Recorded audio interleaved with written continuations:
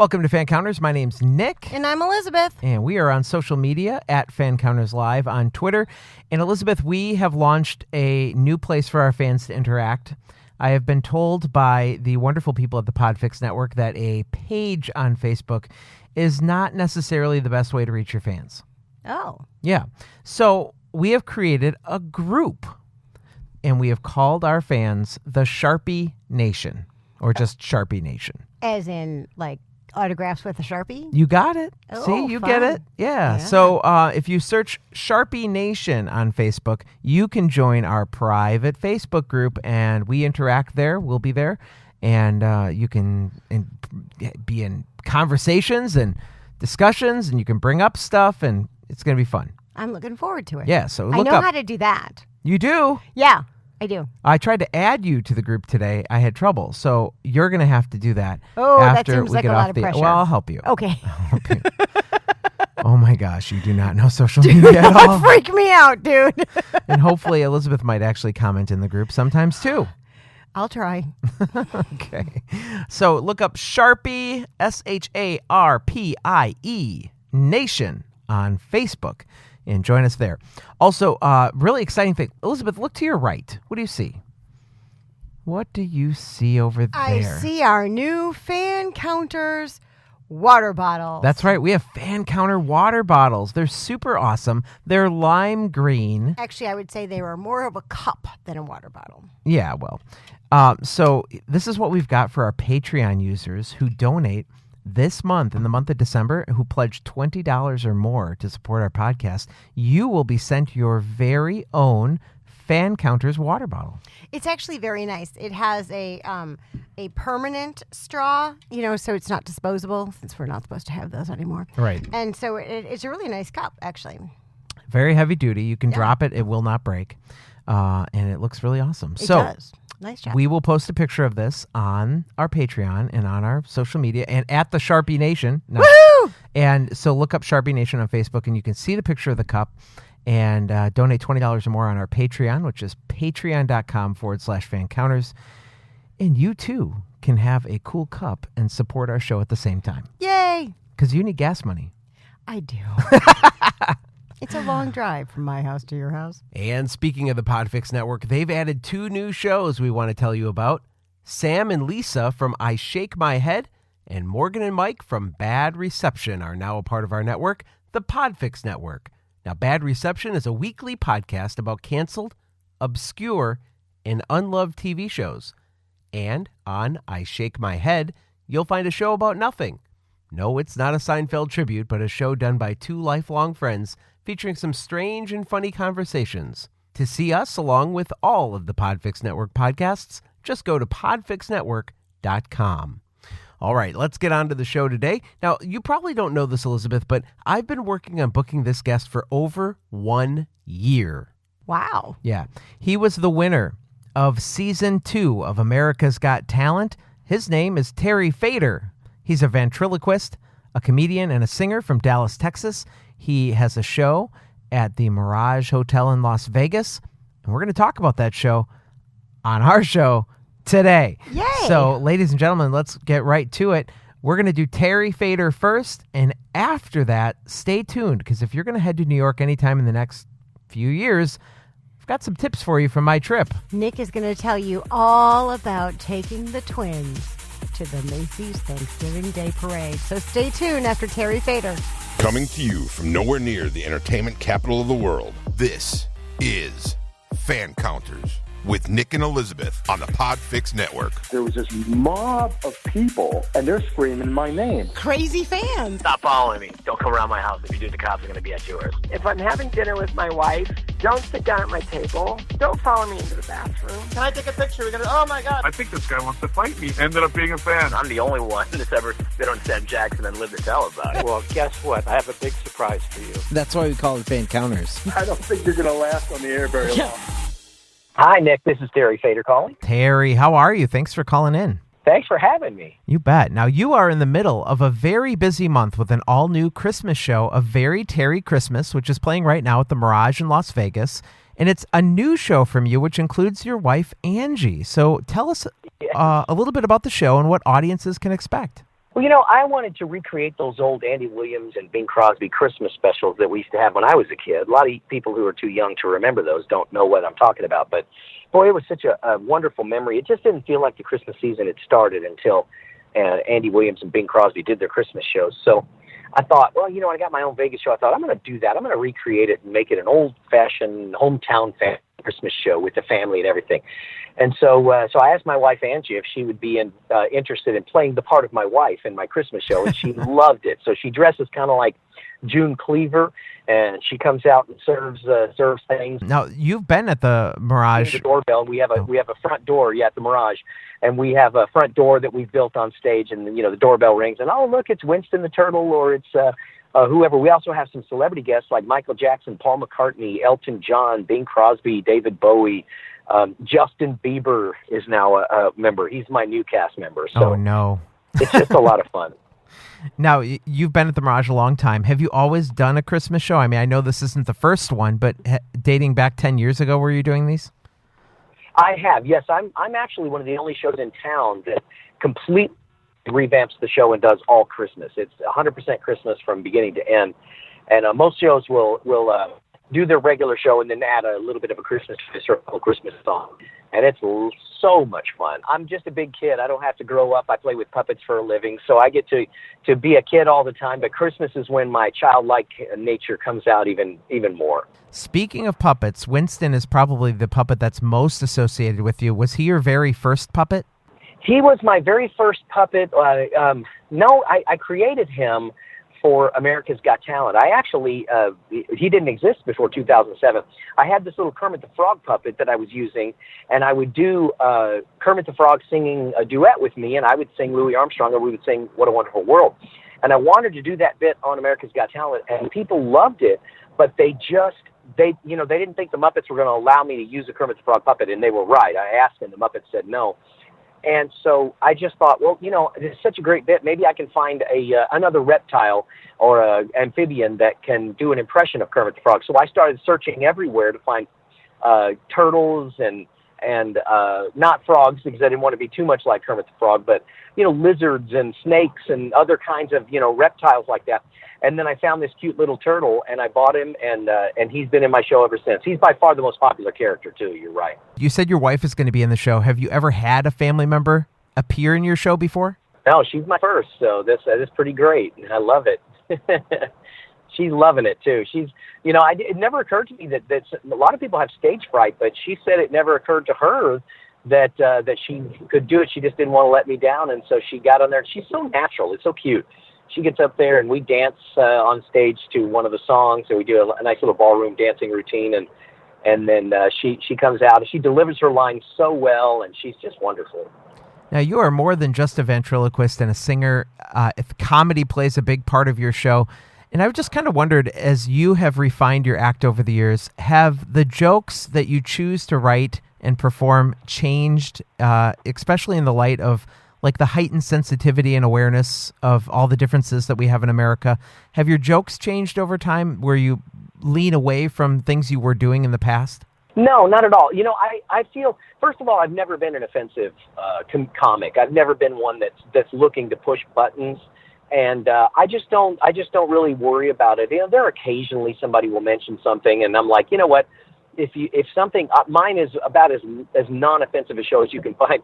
If there's something in the show that offends you, then I'm probably not the guy for you, because really I'm a very, very non-offensive kind of comic. So but I certainly don't let myself get constricted by what I think the political correct winds are blowing one way or the other. For example, at the beginning of my Christmas show, I say, I just want you to know that if you thought you were coming to a holiday show, you're wrong. This is not a holiday show. And then I say, and then everybody kind of is like, oh, and I'm like, it's a Christmas show. I don't mess around with those words, and that's the thing. And the funny thing is, it gets a huge cheer. Yes. I think people are just kind of tired of the stupidity. It's just, to me, it's ridiculous. It's like, why we just need to quit. Let's sit back and laugh. My job is to just make people lighthearted and laugh and everything. And if you're getting your feelings hurt too much, you need to just sit at home and never go out, because there's always going to be something out there that's going to offend someone. So, but I certainly don't write to offend people, and I don't do anything that's blatantly offensive. But I just write what's funny to me and what's fun for me, and I leave it at that. Excellent. Now, you're not only an amazing entertainer, but also an author. And with Christmas around the corner, I was wondering if you could tell us a little bit about your book, Lamu the Christmas Kitten. Yes, Lamu was a cat that I owned for 18 years, and when she passed away, she died of cancer, and boy, I'd had her, and I just adored her, and I was sitting on my porch, kind of crying because she had just passed away that evening, and I was just like, wow, she was such a great cat, and I was sipping a glass of wine. And I was thinking, she was such a great cat. She was so perfect. She could have been Jesus's cat. Oh. And then this light bulb went ding, and I went, hey, I could write a book about that. So I wrote a Christmas book called Lamu the Christmas Kitten, where the character of the kitten is based on my cat Lamu, and she is a gift to the baby Jesus, similar to the little drummer boy. This little girl doesn't have anything to give to the baby Jesus, and she has this kitten that she has. This really sweet little story that I wrote about, and I actually have a series, and one of these days I'm sure I'm going to try to get it published. I'm just too busy now to really work on it, but one of these days I'll work on it. But I'd like to do the whole life of Jesus through the eyes of this cat, his cat Lamu. Ooh, so that would be awesome. That's the very first of them. Very cool. Now, on Fancounters, we always like to hear about our guests' experience with their fans. So as you think back of the various encounters that you've had with fans that you've met, do any crazy, weird, outrageous stories come to mind? My fans are so incredibly kind and considerate of my time and everything. And I think what happens a lot of times is most of the time people don't think it's really me. They think that I look like that guy that won America's Got Talent, or I look like Terry Fator. So because I hear that quite often, somebody will come up and they go, "Are you Terry Fator?" I'm like, "Yeah," and they say, "Yeah, my mom was sitting there saying that's not him. That's not." So I think a lot of times. But my favorite fan story is that I had just won America's Got Talent, and I had flown in to go to the Jerry Lewis MDA telethon, which I had been dreaming of doing since I was a kid. Watched it every year religiously, never missed it. And so I had flown in to Las Vegas to do this, and I was at the airport about to fly out, and this woman just started to scream and went crazy, and she was so excited.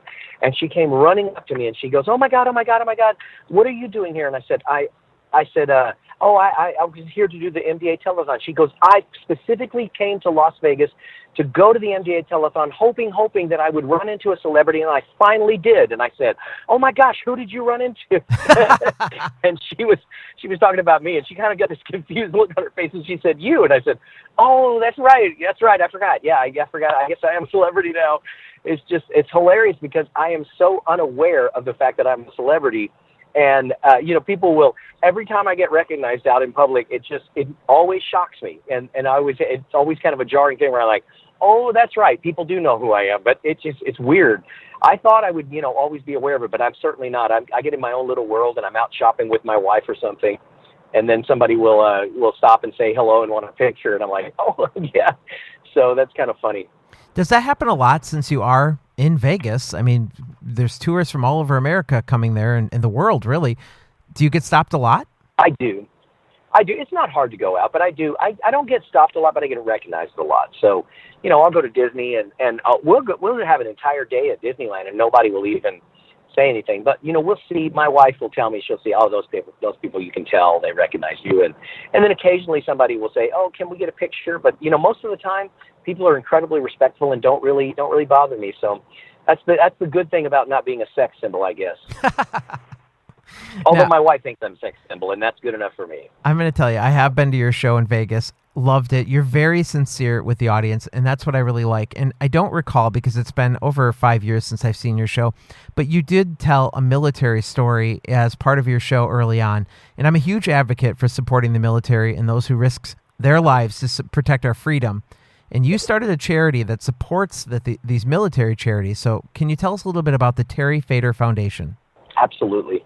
The military is so close and near and dear to my heart. I had a friend when I was a kid whose father was a POW in Vietnam for seven years. He was tortured in a Vietnam camp. And I remember watching him talk to people about how people spat on him and cursed at him when he came home after 7 years of being tortured. And it broke my heart. I mean, I was only 8 or 9 years old, and it literally just broke my heart.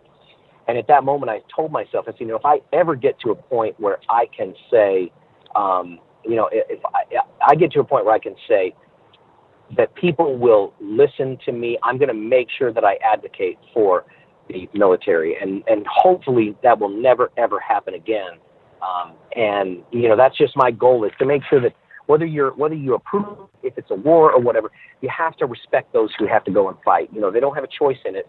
It's their job, it's their duty, and they go, and we have to make sure them feel welcome and appreciated. So it's just so important.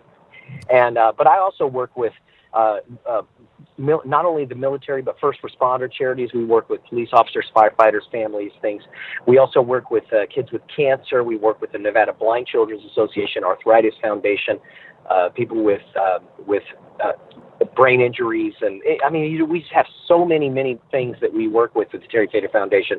And I'm honored because it's not just me. I donate all of the profits, 100% of the profits of all the sales of my merchandise. So when people buy Lamu, the Christmas kitten, on Amazon or whatever, all the money that I make from my charities, from my sales of my merchandise, all of the profits go to the Terry Fator Foundation to help people. So, people help me become a celebrity by voting for me on America's Got Talent, and now we all help these charities together, and I just love working with my fans like that. That's awesome, Terry. Thank you for doing that. We do appreciate it. So a couple of questions just to close out. We're getting close on our time. So personally or professionally, what are some of your resolutions or goals for 2019? Well, my goals are always, personally, we can always lose a little weight. You know how that works. You're always like, I lost a lot of weight a couple of years ago, and now I've gained about 20 of it back, and I'm like, I got to get that back off. So personally, professionally, I just want to continue to write and produce consistently quality material that will just uplift the spirits of the people who are watching me. That's my goal. I feel like my father always wanted to be an evangelist, and I feel like that my calling was to be an evangelist of joy. So I just think that's what God put me on this earth to be, was to be an evangelist of joy and bring joy and happiness and laughter into the lives of people. And I feel like that's an important mission, and I take that very seriously. So my goal is just to continue to put out quality, funny material that uplifts the spirit. How will you celebrate the Christmas holiday this year, Terry? Well, I've got a dear friend, Tony Orlando, is going to be coming over Christmas Day, and my wife is going to cook us Christmas dinner. And then my dear friend Chris Angel and Tony Orlando are all going to come to my show. I'm the only one of us performing on Christmas night, and so they're going to have a fun time. I get to perform, and Chris and Tony are just going to be in the audience watching. So that's how we're going to celebrate this year. Excellent. And to wrap this up, one last question we got from a lot of our listeners. Will we ever see Terry Fator do a national tour? Will you be touring the country? I already do. In fact, I do between 30 and 50 tour dates every single year, usually on the weekends. The Mirage was very gracious in letting me have a lot of weekends off so that I could do that. In fact, this weekend I'm going to Connecticut. I performed in Washington. At the end of the year, I'm going to be in Florida. I'm doing 3 shows in Florida, the last of which is at the Walt Disney Theater at the Dr. Phillips Center at the Walt Disney Theater in Orlando. And then I'm going to spend a week at Disney World with my families after that. So, but I'm constantly, just go to terryfator.com or facebook.com/terryfator for my schedule, and hopefully I'll be coming to an area near you. Awesome. Thanks so much, Terry, for joining us. We do appreciate your time here on Fancounters. Merry Christmas to you. Have a great New Year. Thank you. Merry Christmas. Happy New Year to you as well. Terry Fator's so awesome, isn't he? Yeah, that's cool. Ventriloquism is very fascinating to me. You can see Terry Fator, the voice of entertainment, as he presents A Very Terry Christmas. You can get tickets at any MGM Resort box office, or you can call 702-792-7777 or go to mirage.com. Cool. So, Terry Fator. All right, so Elizabeth, you know that I was in New York City for the Macy's Thanksgiving Day Parade because I talked about it for, 12 to 18 to 35 weeks. So I thought I would get you up to speed on what happened on the trip because it was quite eventful. I do have some tips for people going to New York to not do the same mistakes that we did. Okay. The first mistake is don't book a flight that leaves at 5:45 in the morning when you have 6-year-olds. Well, duh. I wanted to make the most of our first day in New York. Uh-huh. So I thought, let's get up early. Let's get on that plane and let's have a full day in the city. You have to be at the airport at like 3 o'clock in the morning if you do that. Well, no, we were going to leave for the airport at 4 a.m. because I figured it's about a half an hour drive there. So we were going to leave at 4. We were going to get up at 3:20. Well, Madison decides that she's nervous we're going to miss the plane. She's up since 2:30 in the morning. Yeah, I get that. That's called airplane syndrome. Is it? Yeah, you're afraid you're going to miss your flight, so you don't actually sleep. It happens every time I have a flight. Oh, it happened to her. And we paid a very premium price for that. So we get to LaGuardia. My tip is we booked the super shuttle. And for like $30 more, we could have had a private shuttle that went directly to our hotel. But we instead decided to save $30 and share the van. Don't do that. Pay the $30. It's so worth it. We had to stop in like Harlem on the way in some like traffic-y city. And then he took a roundabout way on a very crowded bridge. It took like 90 minutes to get from the airport to Manhattan. Oh, my gosh. So pay the $30, guys. Yes. It's so worth it. But on that first day, we went to National Geographic's Ocean Odyssey. Oh. Highly recommend the attraction. It was very awesome. They had the two highlights there were a mirror maze where you literally had to hold your hand in front of yourself because you would constantly hit mirrors. Yes, I've done that at the Museum of Science and Industry in Chicago. They Okay. had one. Yeah, it's cool as heck. Yeah. The other cool thing is they had screens with sea lions on them, and you can interact with them. Like you make your hand and go in a circle motion, and the sea lion will go in a circle. Cool. It does response to 72 commands. So that was a very cool thing of that. That same night we got in, we went to see the Rockettes. Oh, my God. You've had them up since 3 o'clock in the morning, and you made a Rockette appointment? Yes. Well, we got tickets at the half-price ticket booth. Now, here's what I learned about the half-price ticket booth. If you really are not sure if you want to see the show or you don't care, it's best to skip that booth, go right to the theater 1 hour before the show, and get what's called a rush ticket. Okay. I didn't know anything about these. I've never heard of it. So we paid quite a bit for the Rockettes show.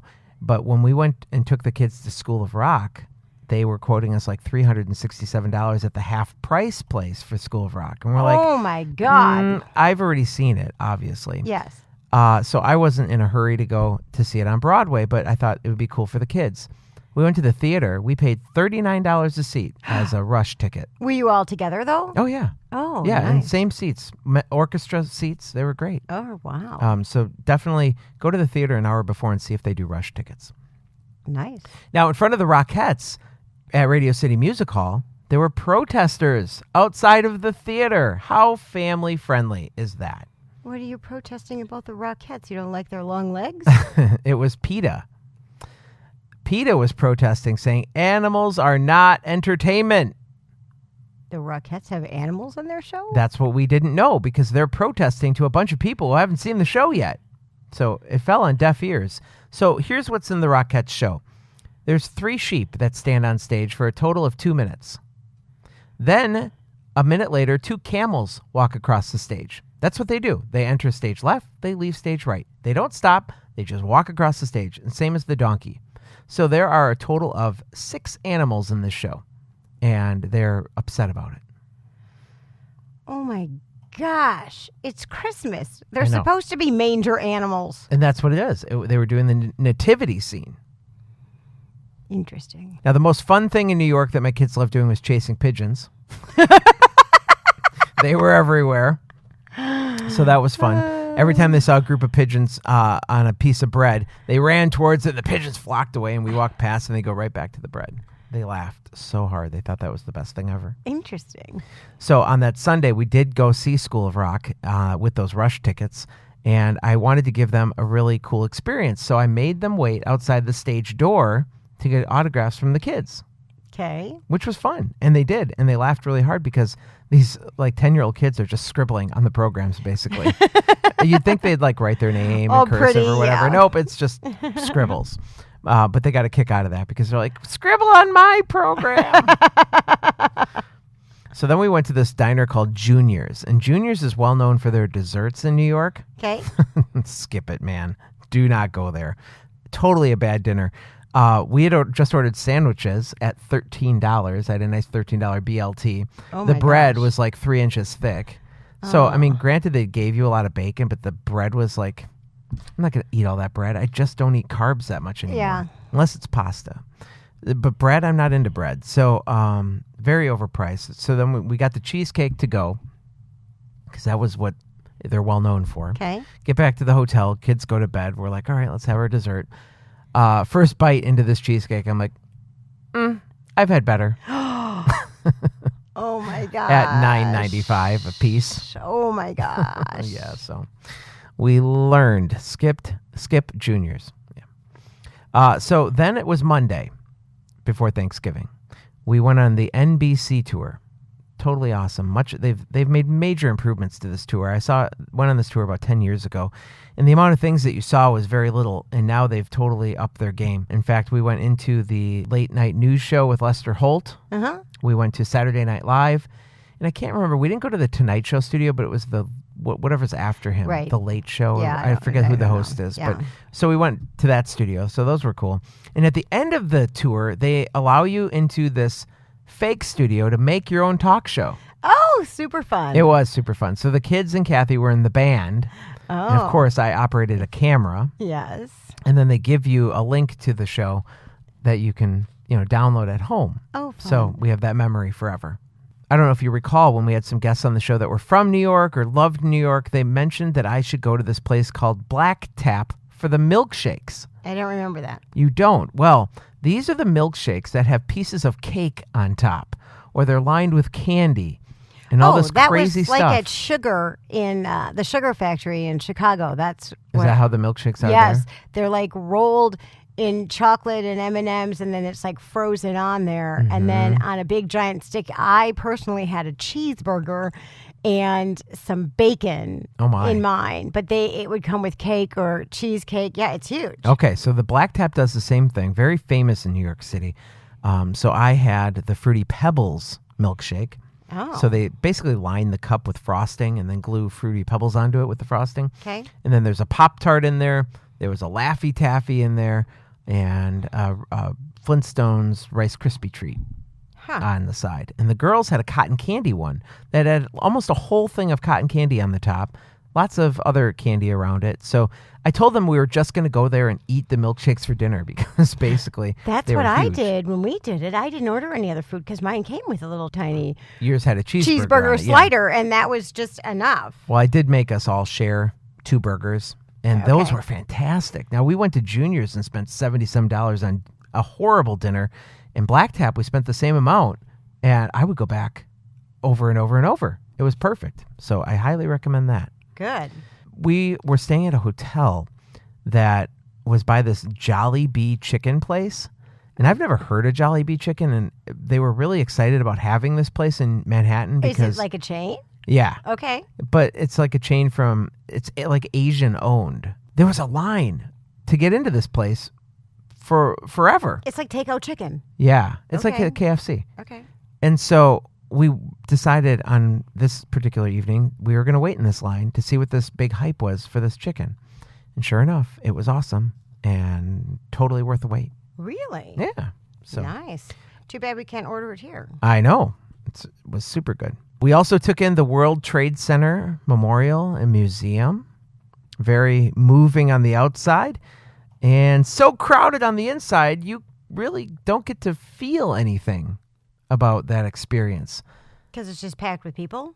Yeah. Now, we waited 45 minutes just to get tickets to go inside. Oh. We waited another half hour to get inside. Oh. Once we were inside, it was totally fine. Like, we were able to walk around the main area, but then they had a sectioned off portion of the exhibit that they didn't allow pictures or anything like that.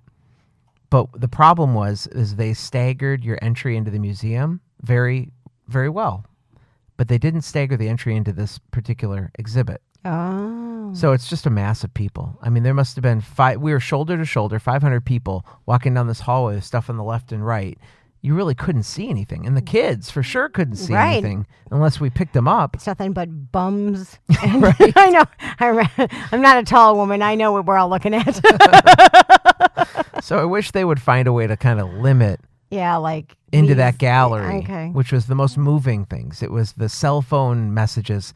People who were about to die were leaving to their loved ones that were playing and yeah. things like that. But the rooms were so crowded where these things were playing, you couldn't even go in. Right.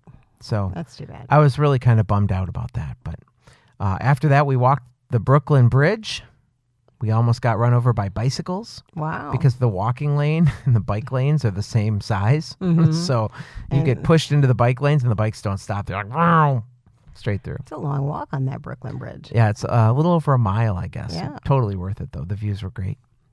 And then for dinner that night, see, you can tell we're on vacation because I would never allow this kind of stuff to go on in the normal world. Mr. Daddy Instapot upstairs. Okay. Yes. So we went to the Cake Boss's bakery. Oh, yeah. I didn't realize he had a New York thing. He does. And we had cake for dinner.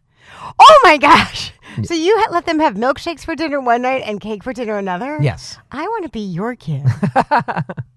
So they had this rainbow layered cake. Literally, Okay. it was every Yeah, color. The thing was, I don't know, a couple Like almost a 8 foot inches big? tall Oh, or something wow. like that.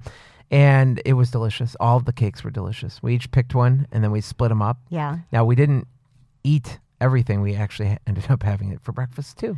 Oh, jeez. Well, I didn't want to throw it away at And you $8 wonder why a your piece. children were not very well behaved. They had nothing but sugar to eat the entire time. I never thought about that. You're like, these girls are just not behaving well. Really? Have they had like some protein? Yes, on the trip, that was the one picture I did send Elizabeth. And I said, this picture sums up the trip. And it's my kid at the Radio City Music Hall just like bawling because I asked her to take a picture. Having a meltdown. Well, of course, I believe that was the one that's been up since 2:30. It was. Okay, It was the so- same one. Yeah, so, I didn't she tell gets you a, that at the time she I gets took a the little picture. slack for that. Okay.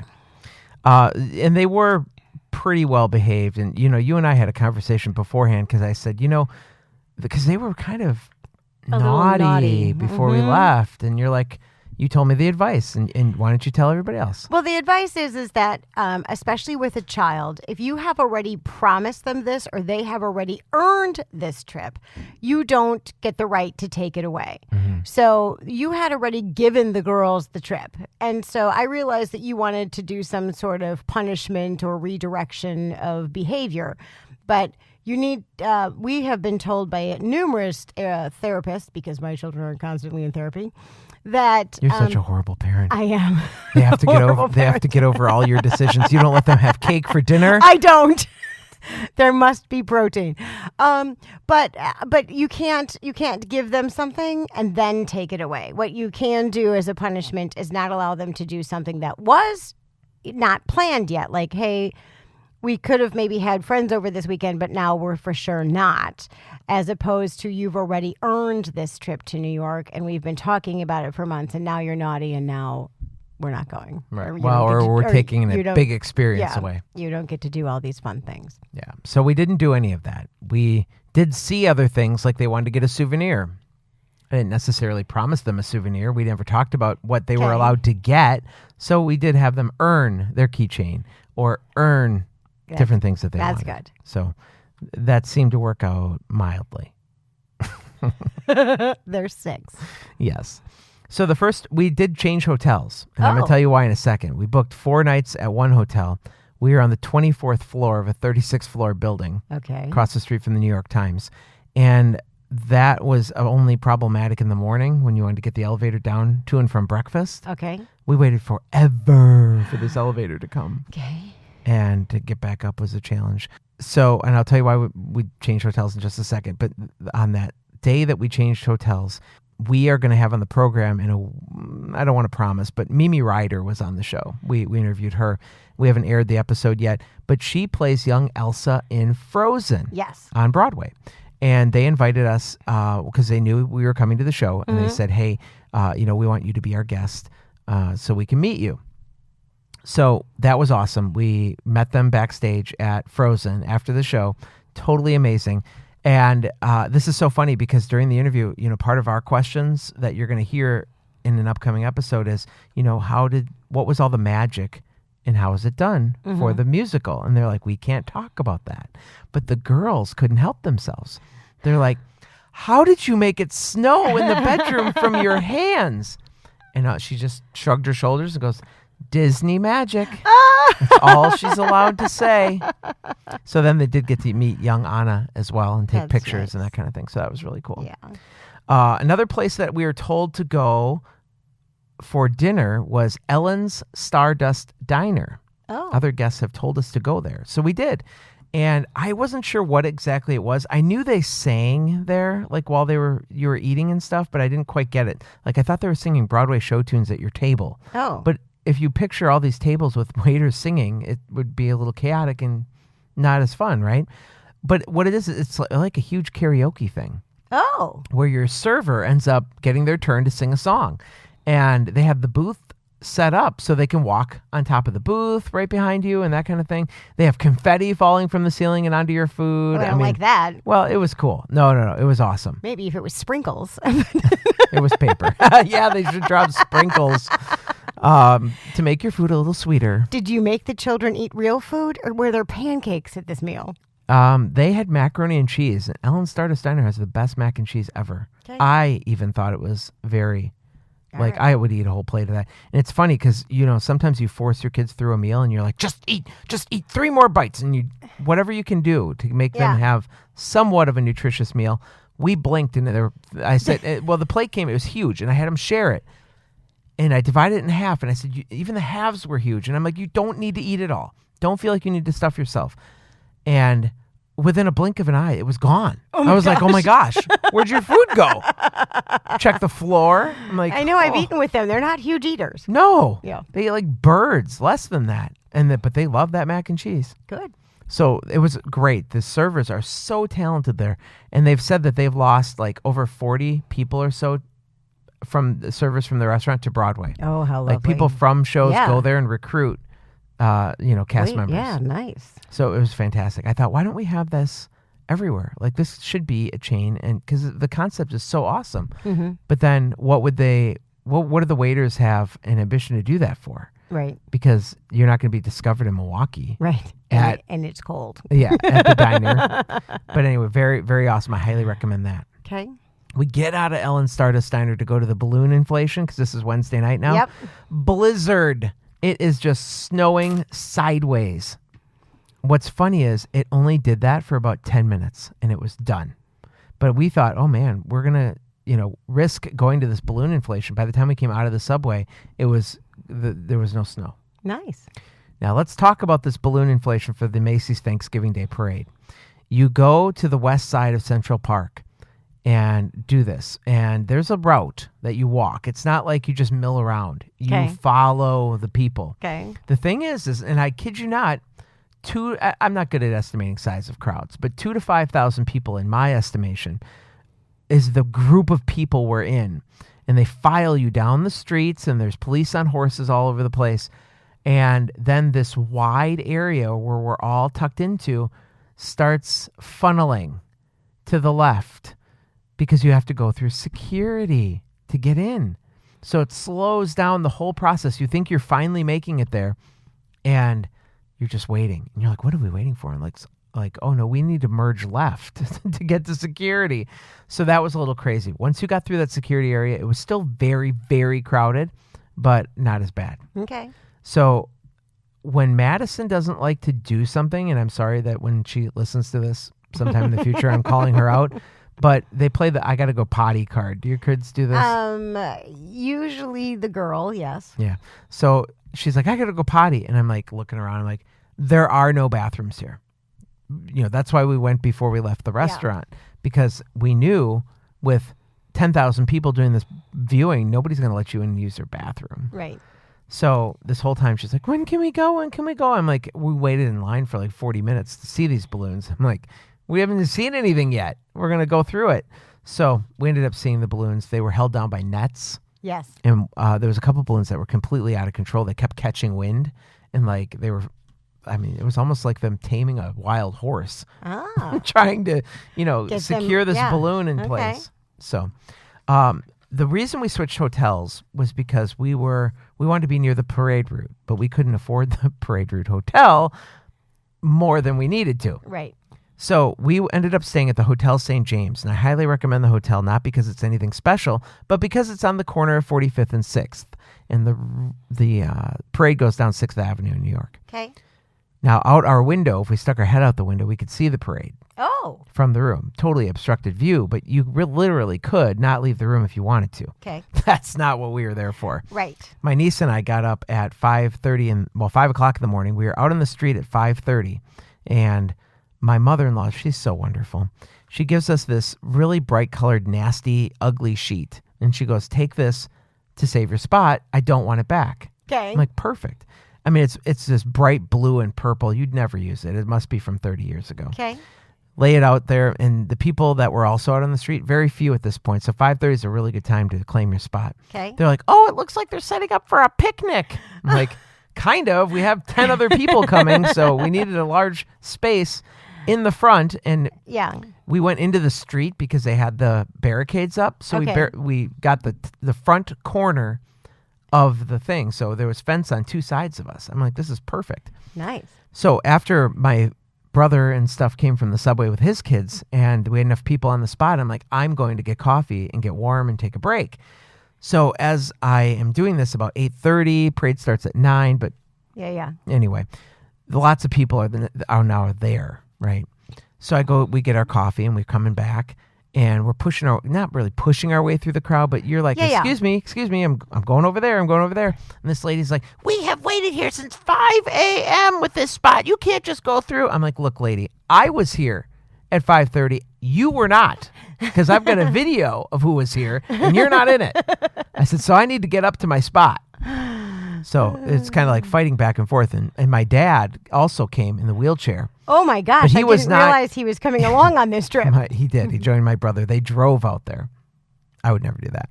No, thank you. And, well, you drive the RV, so, I mean. Right. If I could sleep in my own bed. But sure. There's no really, one of the things that Mark has put his foot down is we will not drive the RV through Manhattan. I want to go really bad. And he's like, no. Yeah, I wouldn't either. I've driven to Manhattan only one time. I wouldn't do it again. Yeah. So anyway, he stayed up in the room to watch the parade. Okay. And so that's how that worked. But completely awesome experience to see those balloons in real life. I can't even explain how cool it was. I would actually consider flying in Thanksgiving morning, the night before, going to the parade and flying home in time for dinner, because it was that cool. The coldest Thanksgiving Day parade ever. Yeah, and I was there. And it was fantastic. And you obviously didn't watch the television coverage like I did, but the Grinch almost took off. My mom had said that. She was texting me saying which balloons were out of control. And what's funny is some of these, here's the deal with the balloons.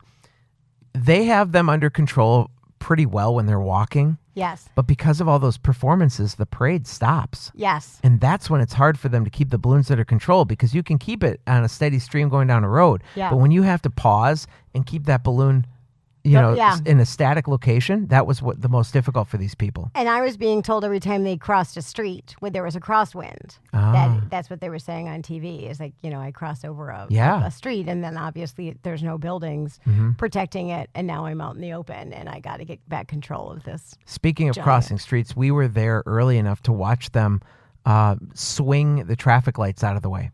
Wow. Like they have to get in the bucket truck and unbolt the light, and somebody ties a rope around the actual stoplight part, and they swing it around out of the way. Cool. So that we have video of that. So we saw a lot of neat things. We saw the police parade down the road before the parade started.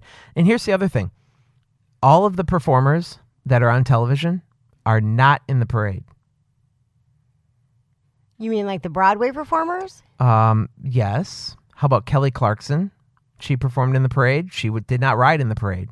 They bus her in a block away, and then she walks to the performance area, acts like she was in the parade, and then leaves right after she's out of that green square. Interesting. Yeah, Rockettes, same thing. They're not in the parade, but they were performed in the parade. Yeah. So we were kind of disappointed not to see some of those people, but Diana Ross, she got stuck in front of us for like 5 minutes. She had the whole family there. Yes, it was Diana Ross and family. Yes. So that was really neat to see her in person.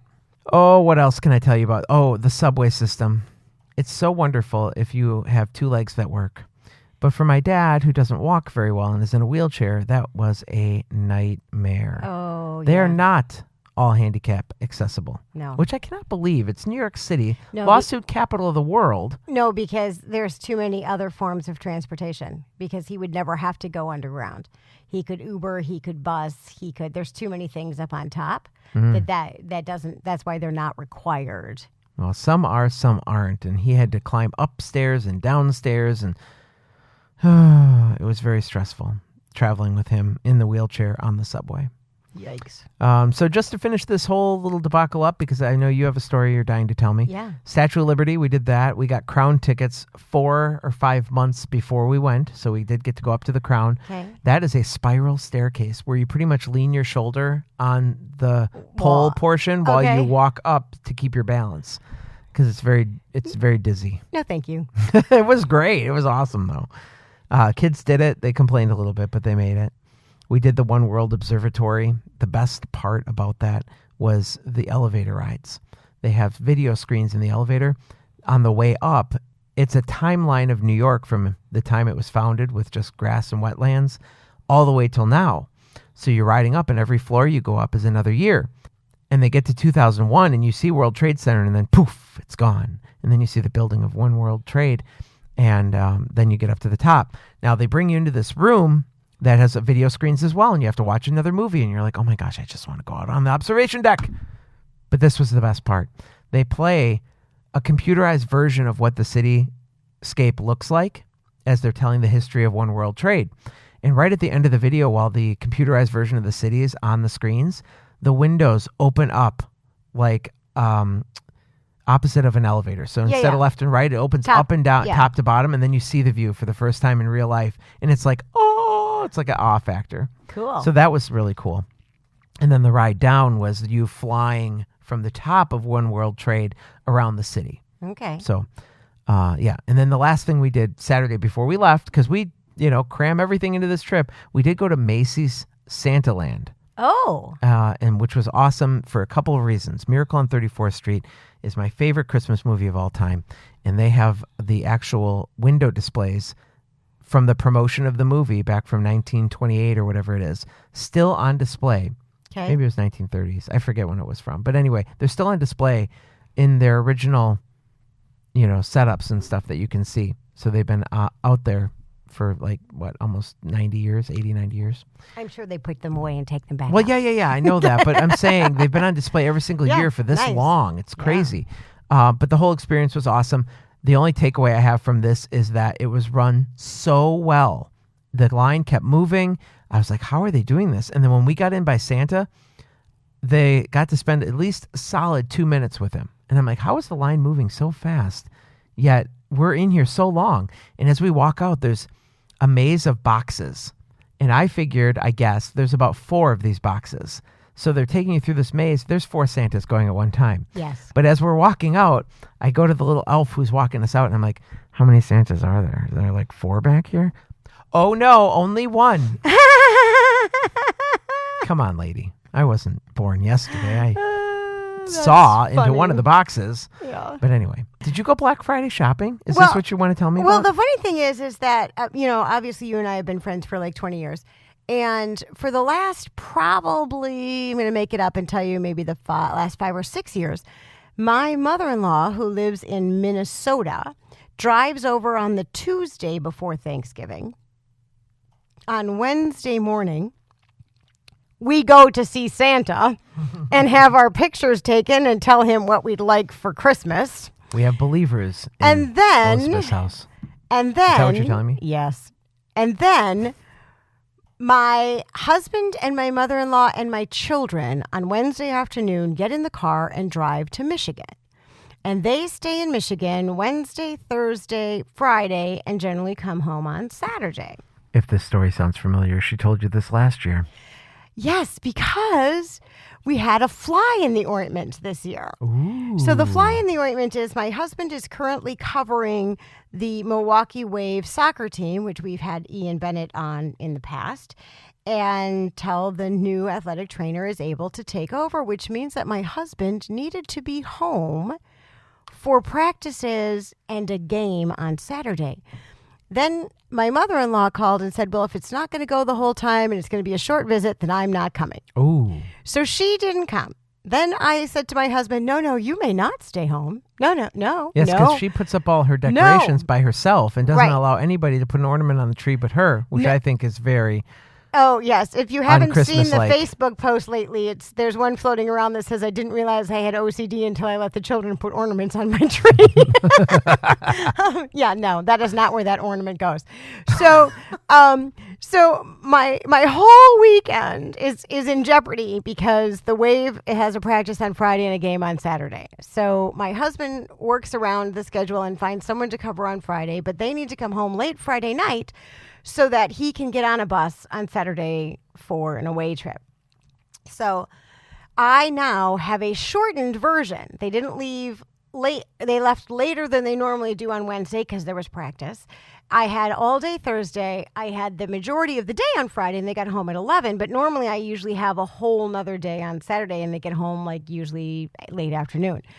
So I have to cram all of the decorating, all of the Christmas shopping, all of the everything in this amount of time. So I kind of started on Sunday, and having had surgery this year, I'm not allowed to lift heavy boxes. So Mark brought up all the boxes, and I kind of started on Sunday. We did the 100 Christmas cards we got done on Sunday with Oliver's help.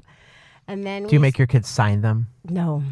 No, they're just electronically signed. No. So impersonal, whatever it is. But get over it.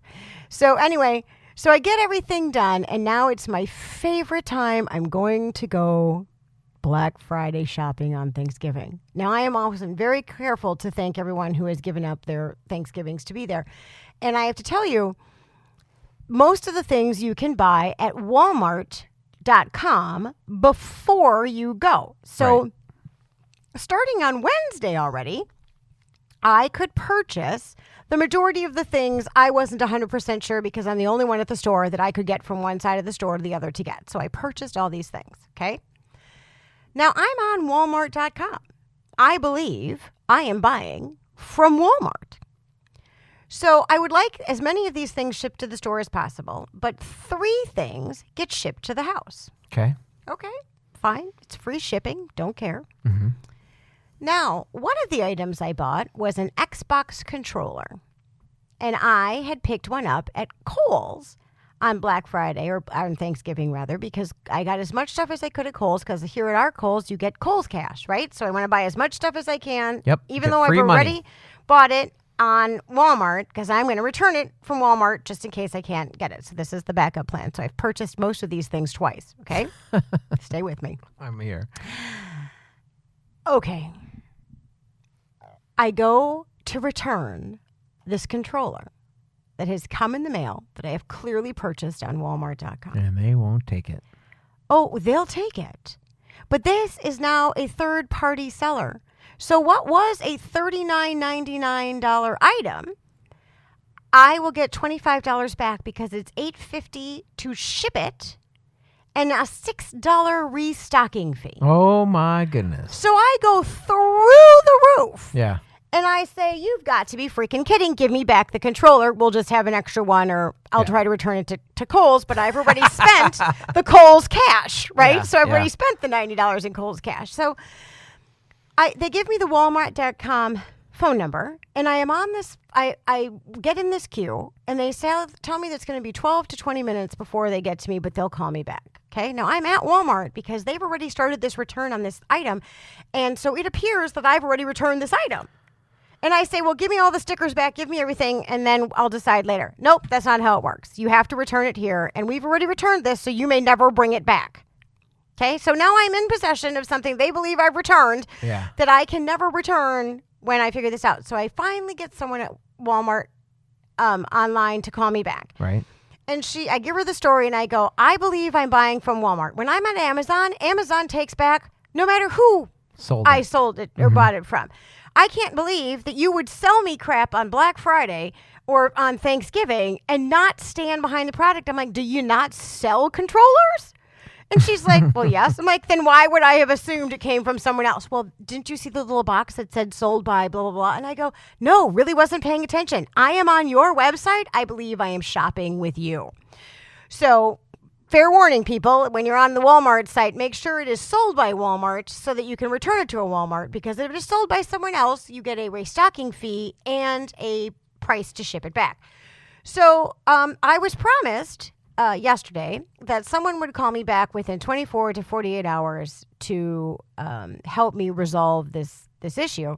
And as of yet, no one has called me back. No I one's am going to call you back. now in possession of this that I cannot return ever, even for the $25, because they believe I've already returned it. Yeah. Right? Mm-hmm.